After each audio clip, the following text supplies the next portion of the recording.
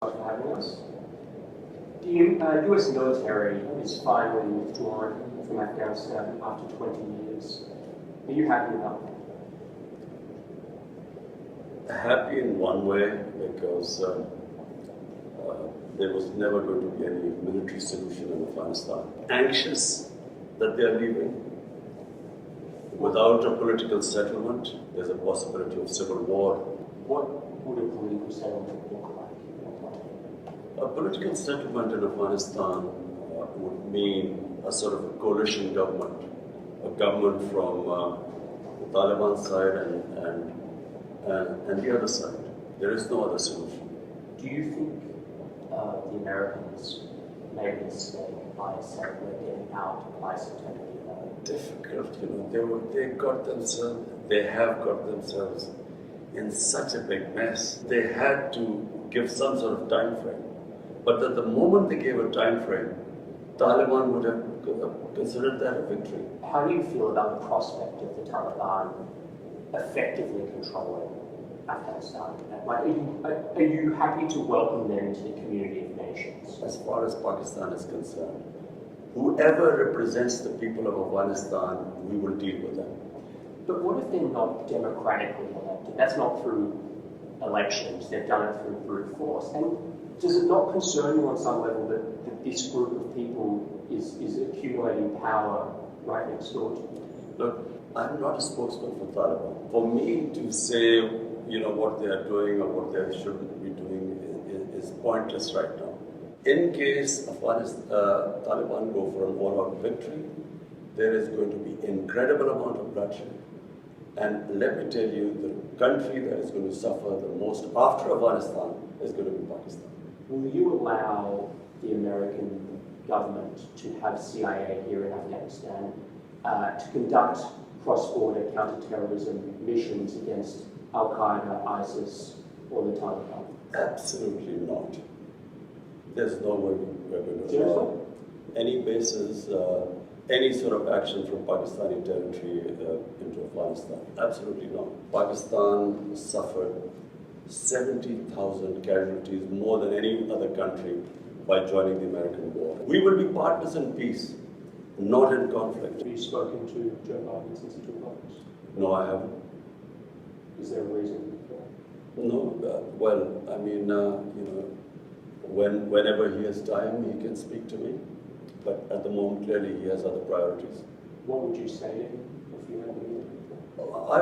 You see, the US has a big responsibility as the most powerful nation in the world. They have this huge responsibility in the subcontinent. This is almost 1.4 billion people living in the subcontinent. We are held hostage.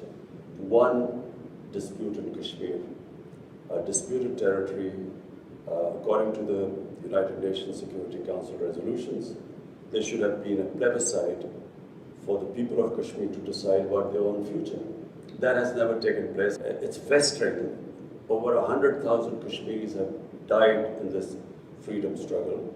And it can easily, if the Americans have the resolve, the will, this can be sorted out. Let's talk about a relationship that many people are concerned about. How are your current relations with Indian Prime Minister Narendra Modi? When I became the Prime Minister, I reached out to him immediately. I said, you come one step towards us, we'll come two towards you. Television, I said this. And I said that, my main concern, my main reason for coming into politics was to eradicate poverty in Pakistan, make it a welfare state. This is why I came, and secondly, rule of law. These were my two slogans, make Pakistan a welfare state, rule of law in Pakistan. And the best way to eradicate poverty, not just in Pakistan, in India as well, is to trade with each other. India is a huge market. Pakistan is a market of 220 million people. But it's a door to Central Asia and to the energy corridor, which India is energy short. So we would mutually benefit each other. So I reached out But I realized that there's, I was up against an ideology. You see, Narendra Modi is RSS. RSS is the party which was formed in the 20s, which idealized the Nazis. You can even Google it. The founding fathers looked up to Hitler and the Nazis and racial purity and all that sort of that ideology. And so we came up, and my government came up against this brick wall. We couldn't go through and we couldn't understand in the beginning. And then it gradually came out when the steps they took in Kashmir. Unilaterally, they took away Kashmir statehood in 2019, August 5th, 2019. And so since then, we have there's a freeze on our relationship. We cannot start talks until they go back, they take back the steps they took on 5th August 2019 when they unilaterally took away the statehood of Kashmir.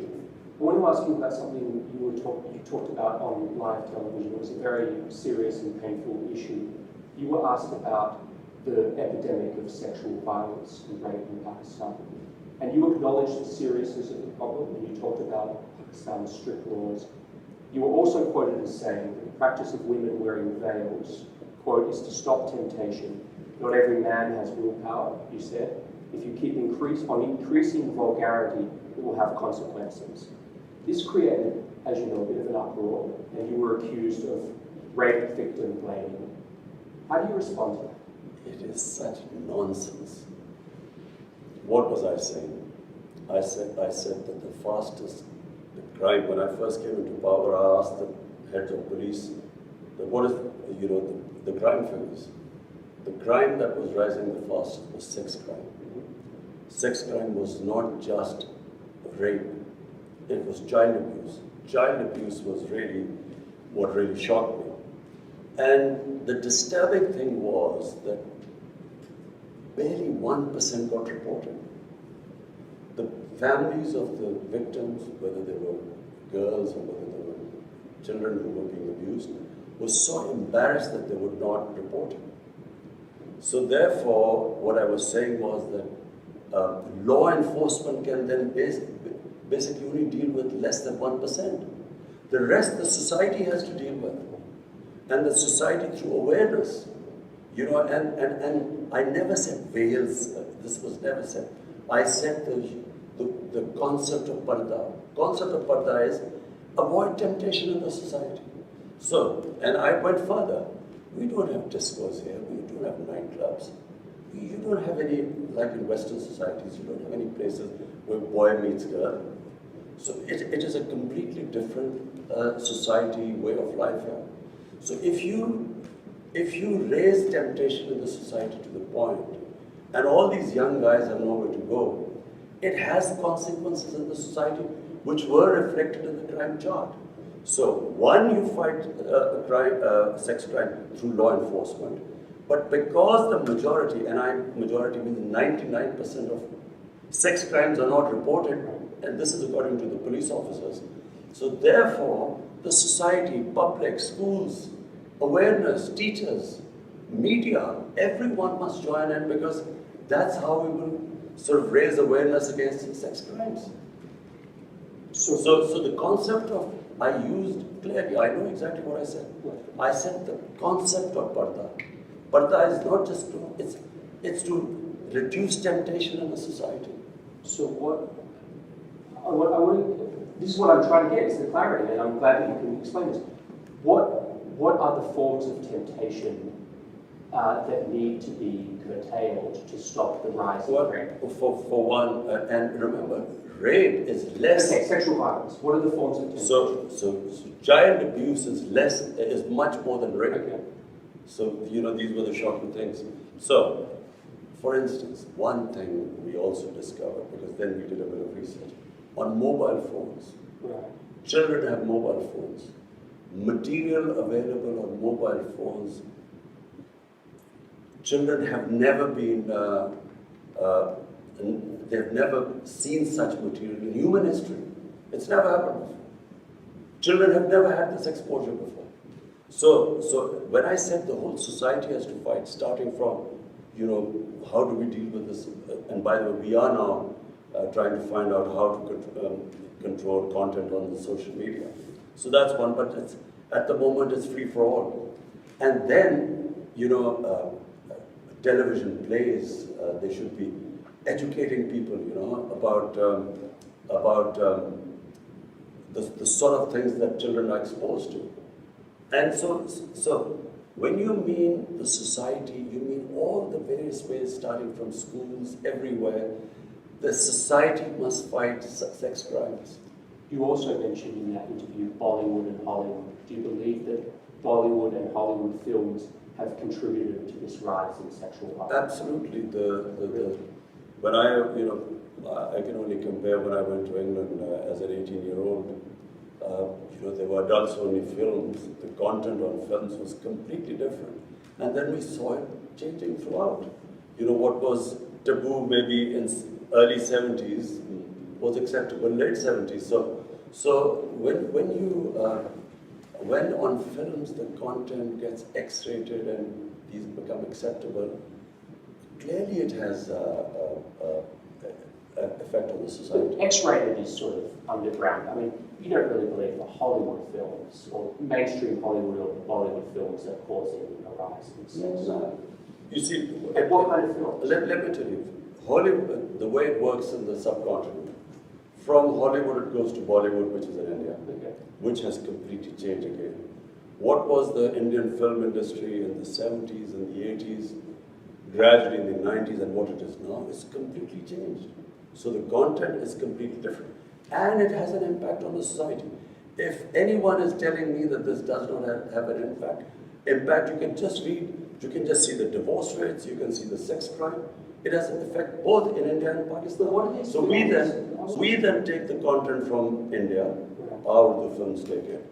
And so basically what I was saying was that there must be an alternative. You must show an alternative, our own way of life. There is another way of life. Because modernity is not just permissiveness. It's not modernity. If we are thinking that, if you just have more and more permissive content on television or on films, this is modern. It's not modern. Again, I watch a lot of Hollywood films. I don't see anything that would inspire me to commit acts of sexual violence. But Jonathan, you live in a Western society. I know. So you've grown up there.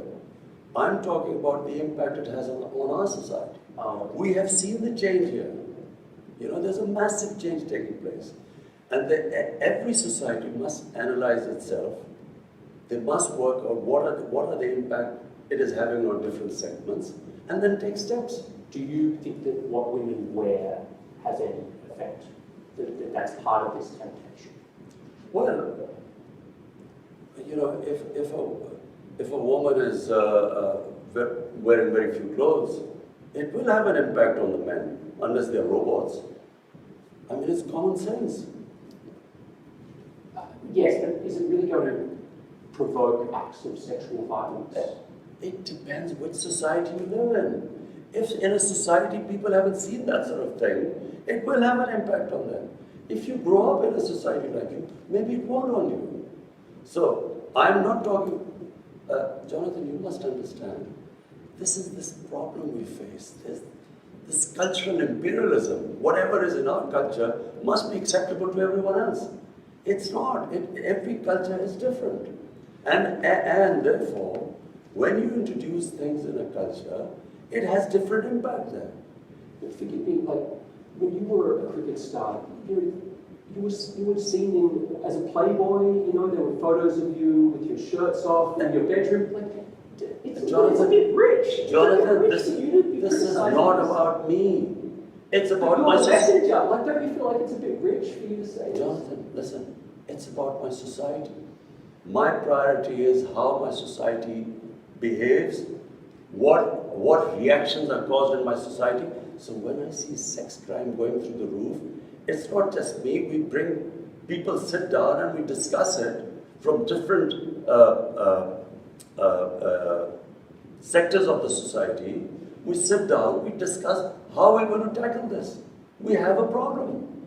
Now, are you going to tell me that I'm going to sit back and say, okay, we have this rising sex crime, but because of Australia, it doesn't have any impact, so we should do nothing about it. It is having an impact in my society. We have to do something about it. It doesn't mean what Imran Khan did 40 years or 50 years ago, so it's hypocrisy. This is absolute lunacy what you're talking about. It's absolute nonsense. We have a responsibility. I, as a Prime Minister, have a responsibility. When a sex crime takes place, when a child is abused, he's traumatized for life. We have to do something about it. One thing that is striking to me coming here is in America we have about 100 million more people than you, not so much more. 600,000 Americans have died of COVID. Your country, as I understand, something like 20,000, 25,000. You've done objectively vastly better than the United States with COVID. Why? Well, first, as someone who believes in God, we are very thankful because there's so much you can do, and then there's something which is the twilight zone, which is beyond you. So you can only try your best. So what happened? When we saw these people ending up in hospitals, COVID raging through Europe, Spain and Italy were the first two countries where you saw hospitals full. And there was a big temptation in Pakistan by all other politicians, leaders, opposition, that we should clamp down, we should total lockdown like it was happening actually. And so, even though I kept asking what will happen to our poor people who are daily wages, 70%, 75% of our workers are in the informal economy.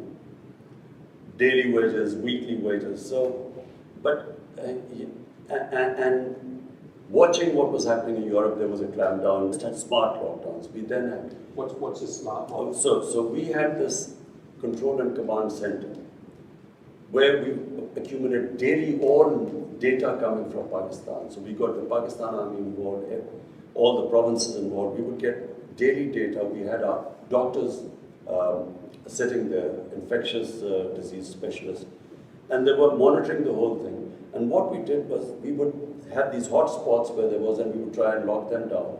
But we did not lock down everyone. And that's why we saved our economy from, we would have been destroyed. We already were suffering. Pakistan already had a dire economic situation. Had we locked down, our economy would have just gone belly up. So we saved the economy, and at the same time, because you cannot lock up hungry people, our lockdowns were more effective. India, on the other hand, their Prime Minister gave a 4-hour notice and just imposed a curfew on it. So there were these people, millions of people walking on the roads, clusters, and he did not think what would happen to the poor people. You can't, people, 6, 7 people living in one room, how do you lock them down? And then if you do not provide them food, how long can you keep them inside? So therefore, our balanced approach actually saved us. So Pakistan actually managed to control it too. Secondly, we saved our economy and we came out of it better than other countries. Having said that, we still haven't come out of it completely because until we vaccinate everyone. What's your dream for Pakistan? I repeat, the dream is to raise people out of poverty. That's my biggest, which is why I think what China has done is brilliant, and we've studied all the steps they took for people to get out of poverty. So that's number one. There's nothing worse than poverty in a society. Everything else is secondary. And then is rule of law, and rule of law is very important because, in my opinion, the countries remain poor because they don't have rule of law.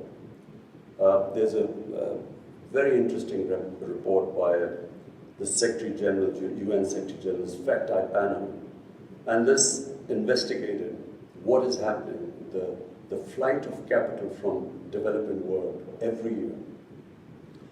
From these poor countries, $1 trillion moved towards Western societies and towards Western capitals and to offshore accounts.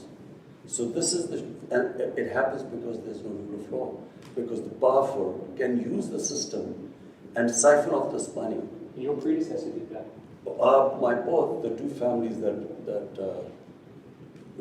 basically ruled Pakistan for 30 years. I mean, they've just taken billions of dollars out of Pakistan. So when this huge amount of money leaves the country, that money could be spent on human development, reducing poverty, on infrastructure, all the ways that you can create wealth. So not only do you get impoverished because that money is taken away, but then they buy dollars to take it out. So it impacts your currency. And when it impacts your currency, when your currency devalues, it raises poverty because it causes inflation. So two things. One is steps taken to reduce poverty, make Pakistan a welfare state. And secondly, to bring the powerful under the rule of law. I want to ask you about one more subject, which is climate change. Pakistan suffers from climate change in a way that I think people in America couldn't begin to understand. Like, you are in the cauldron, almost the ground zero of climate change. Help an American watching this, there's going to be a lot of Americans watching this, help them understand what the stakes are for this issue and what needs to change in your mind. Well, for Pakistan, you see, for the Americans to understand why it is critical for us that the world moves to fight climate change. 80% of all the water in our rivers come from our glaciers, which are in the mountains, Himalayas, Karakoram, the mountain ranges. And if the temperature keeps rising at the rate it is, our glaciers are melting. I was talking to the president of Tajikistan, which is on the other side of the mountains. They said that 1,000 glaciers have melted in their mountains, which bring water to their rivers. So if these glaciers are melting at a fast rate and this temperature keeps rising, then we are facing hundreds and millions of people are going to face starvation. So not just Pakistan, I mean India will face the same thing because the Ganges plain is again hundreds of millions of people and they depend on the water from the Himalayas too. So this is the big problem. But Pakistan's contribution to global warming is minuscule. Our emissions are less than 1%. 1 billion from 2013 to 18. Now we planted already another billion, and now we're going for 9 billion more. So the idea is that we should do our best to fight climate change.